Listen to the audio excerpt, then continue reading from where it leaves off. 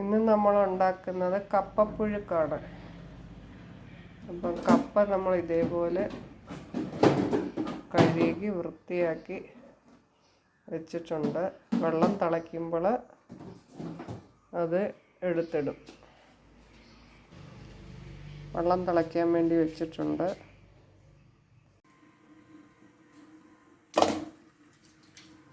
വെള്ളം തിളച്ച് വരുമ്പോൾ ഇങ്ങനെ പറക്കി ഇടുക.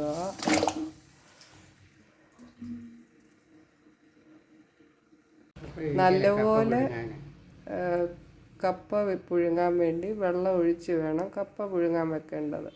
കപ്പയ്ക്ക് ഒരു കട്ടുണ്ടല്ലോ, അതൊക്കെ മാറാൻ വേണ്ടിയാണ് നല്ലപോലെ വെള്ളം ഒഴിച്ചിട്ട് വെള്ളം ഊറ്റിയെടുക്കുന്നത്. ഇനിയും കപ്പ നമുക്ക് അടച്ചു വെക്കാം.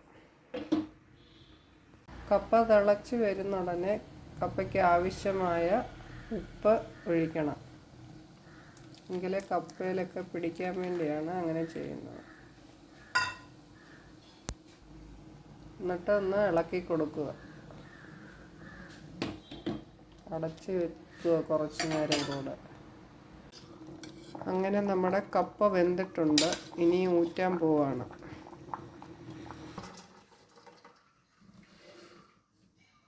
അവിടെ നിൽക്കുന്നവരെല്ലാം വിഷം.